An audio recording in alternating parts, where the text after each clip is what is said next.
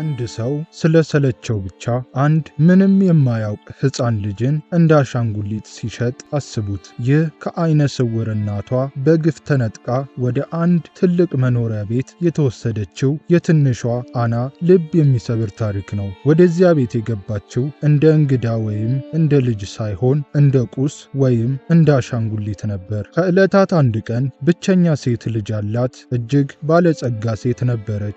ባላት የሀብት ብዛት የተነሳ የወጣላት ስም ነበር።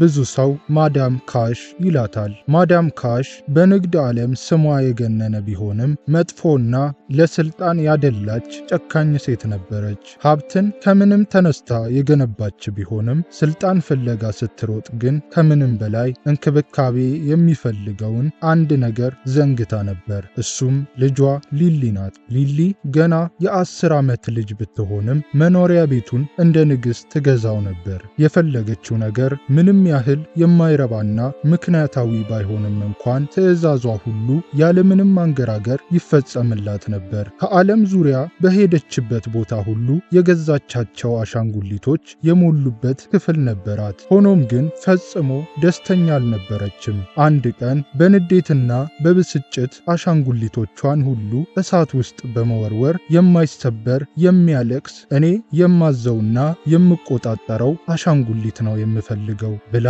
ጮኸች። እናቷ ማዳም ካሽም ልጇ እንዳትጮህና እንዳትረብሽ ስትል አንድ መፍትሄ ያለችውን ነገር ለማድረግ አሰበች። ከዚያም በአንድ መንደር ውስጥ ከዓይነ ስውር እናቷ ጋር የምትኖር አና የምትባል የ5 ዓመት ልጅ እንዳለች ተነገራት። አና ደግና ትሁት ልጅ ነበረች፣ ልክ ሊሊ እንደምትፈልገው አይነት ነፍስ ያላት አሻንጉሊት። እናም ማዳም ካሽ ያለምንም ርኅራኄ የራሷን ሰዎች ወደ ድሃው መንደር ላከች። አናን ከዓይነ ስውር እናቷ እቅፍ ነጥቀው ወደ መኪና ውስጥ ወረወሯት።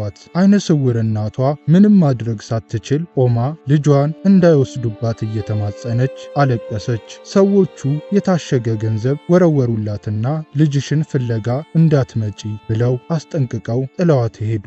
የአና እናት የመኪናው ድምፅ ከርቀት እየጠፋ ሲሄድ እየተሰማት እየጮኸች አለቀሰች። ልጇ አና ገና የ5 ዓመት ልጅ ስትሆን ትንንሽ እግሮቿ ጫማ እንኳን ነክተው አያውቁም ነበር። እሷ ለእናቷ አይን ነበረች። እናቷ እንድትኖር ምክንያት የሆነች ብቸኛ ተስፋዋ ነበረች። ያን ዕለት ጠዋት እናቷ ምግብ ፍለጋ ወደ ማማያ ሱቅ እሄዳለሁ ብላ አጥብቃ በመጠየቋ ተቆጥታት ነበር። ማማያ ምግብ ከመስጠቷ በፊት አናን ከባድ ሥራ ስለምታሰራትና እናቷ ልጇ እንድትለፋ አልፈለገችም ነበር። አናን በጣም ተወዳት ስለነበር እንዲህ አይነት ስቃይ ውስጥ እንድትገባ አልፈለገችም። ነገር ግን ከዚያ የባሰ ልብ የሚሰብር ነገር እንደሚፈጠር አላወቀችም ነበር። አሁን ግን አናን ለዘላለም ማጣቷን እያወቀች ምን ነው ማማያ ሱቅ እንድትሄድ በፈቀድኩላት፣ ማንኛውም ነገር አሁን ካለው ሕመም ይሻለኛል እያለች በሐዘን ተሰበረች።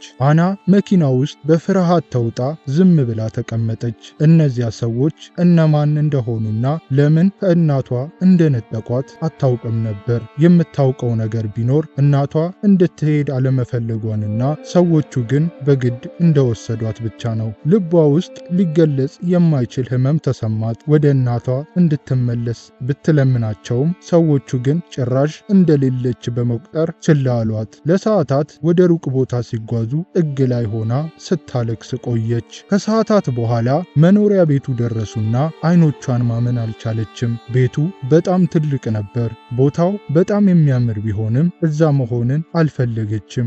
ምንም ባይኖራቸውም ምንጣፍ ላይ ቢተኙም ወደ ትንሿ ቤቷና ወደ እናቷ መመለስ ፈለገች። እናቷ በጨለማ ውስጥ ፊቷን ስትዳስስ የሚሰማትን የእጆቿን ሙቀት ናፈቀች። ነገር ግን አና ምን እንደምትፈልግ ማንም አልጠየቃትም። ዘበኞቹ እንደ ተረሳ የሽንኩርት ከረጢት እየጎተቱ ወደ ግቢው አስገቧት። በቤት ውስጥ ያለው ነገር ሁሉ ያብረቀርቅ ነበር። ነገር ግን ለሷ ምንም አልነበረም። ጣሪያው ላይ የተንጠለጠሉትን መብራቶች ስታይ ተላቀው የሚወድቁባት መስሏት ፈራች። ከዚያም በቤቱ ውስጥ ያለችዋን ሕፃኗን ልጅ አየቻት።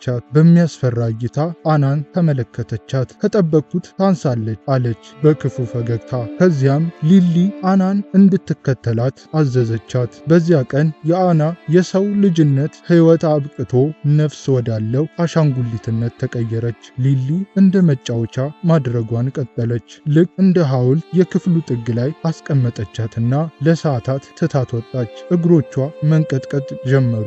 ረሃብም እየተሰማት ሊሊ ግን ለሰራተኞቹ ምግብ እንዳትሰጣት እንደ ሰው ከበላች ታድጋለች ብላ አስጠነቀቀቻቸው። ሰራተኞቹ አናን በሐዘን ቢመለከቷትም ትዕዛዙን ከመፈጸም ውጪ አማራጭ አልነበራቸውም። ያን ቀን ምሽት አና አልጋ ወይም ምንጣፍ አልተሰጣትም። ሊሊ እራት ስትበላ እሷ ግን ጥግ ላይ ቆማ በተራበ ዓይን ትመለከት ነበር። አና ዝም ብላ የቆመችው ሕጉን ስለተረዳች ሳይሆን ስለፈራች ነበር። ሊሊ ካለቀሽ ቁምሳጥን ውስጥ እቆልፍብሻለሁ ስላለቻት ለማልቀስ እንኳን ፈራች።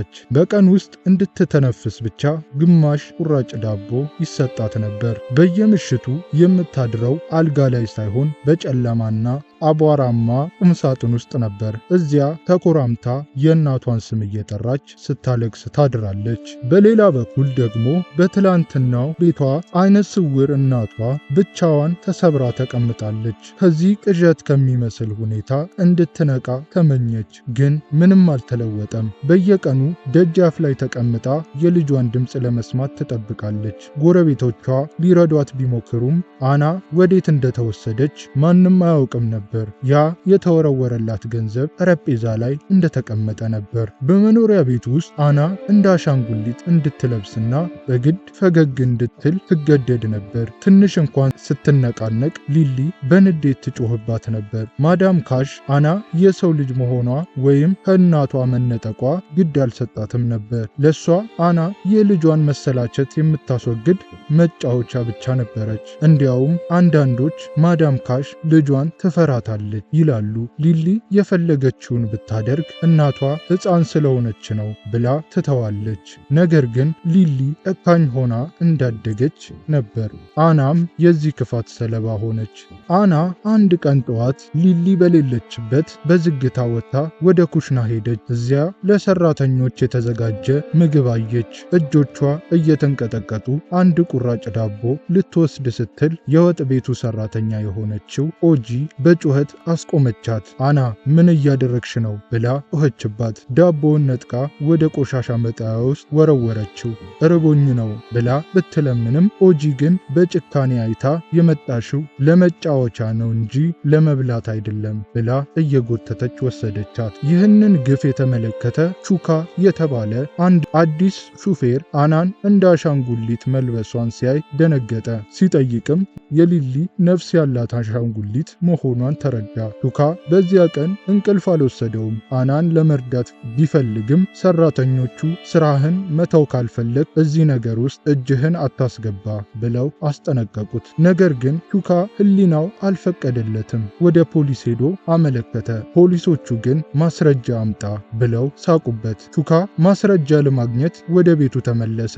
አንድ ቀን ምሽት ስልኩን ደብቆ ሄዶ ሊሊ ለአና እንደ ውሻ ዳቦ እየወረወረችላት ስታሾፍባት አየ። ፎቶ ሲያነሳ ግን ማዳም ካሽ ደርሳበት ስልኩን ሰባበረችውና ቹካን በአንድ ድብቅ ክፍል ውስጥ እንዲታሰር አዘዘች። ሳምንታት አልፈው ወራት ሞላው። የአና አካል እየቀነሰ አጥንቷ እየወጣ መጣ።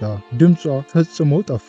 አንድ ቀን ጠዋት አና መቋቋም አቅቷት መሬት ላይ ወደቀች። ሊሊ ግን አሻንጉሊቴ ተሰበረብኝ ብላ ትጮህ ነበር እንጂ አላዘነችም። አና ገና ከልጅነቷ ጀምሮ የነበረባትና እናቷ እንኳን የማታውቀው ያልታወቀ ህመም ነበረባት። ማዳም ካሽ አና ልትሞት እንደሆነ ስታውቅ ወንጀሏ እንዳይታወቅባት በጫካ ውስጥ ጥሏት እንድትሞት አዘዘች። ነገር ግን ሰራተኛዋ ኦጂ በምስጢር ለአንድ ጋዜጠኛ መረጃውን ሰጥታ ነበር። ማዳም ካሽ አናን ጫካ ውስጥ ስትጥላት ጋዜጠኛዋ ሁሉንም ነገር በካሜራዋ ቀረጸች። በዚያ ምሽት መኖሪያ ቤቱ ውስጥ ሌላ አደጋ ደረሰ። ሊሊ በንዴት ሰራተኛ ጓደኛዋ ላይ ቢላዋ ይዛ ስትሮጥ ተደናቅፋ ወድቃ በራሷ ቢላዋ ሕይወቷ አለፈ። ማዳም ካሽ ልጇን አታና በወንጀል ተከሳ ዓለሟ ጨለመ። ፖሊሶች መጥተው አሰሯት። የአና ታሪክ በመላው ሀገሪቱ ተሰማ። የሀገሪቱ ፕሬዝዳንት ሳይቀር ታሪኩን ሰምተው አለቀሱ። አና በፕሬዝዳንቱ ትዕዛዝ ወደ ትልቅ ሆስፒታል ገባች። አይነ ስውር እናቷም ወደ ልጇ መጣች። ዶክተሮች የአናን እናት ሲመረምሩ የእሷም አይን መታከም እንደሚችል ደረሱበት። አና በተሳካ ሁኔታ ቀዶ ሕክምና ተደረገላት። እናቷም ቀዶ ጥገናው ተደርጎላት አይኗ በራ። ከብዙ ዓመታት በኋላ እናትና ልጅ ለመጀመሪያ ጊዜ ተያዩ። ፕሬዝዳንቱ ለአናና ለእናቷ አዲስ ቤትና ሙሉ የትምህርት ዕድል ሰጣቸው። ማዳም ካሽ ግን በሰራችው ግፍ የ35 ዓመት እስራት ተፈርዶባት ወደ ወህኒ ወረደች። የአና ስቃይ አብቅቶ ሕይወቷ በደስታ ቀጠለ።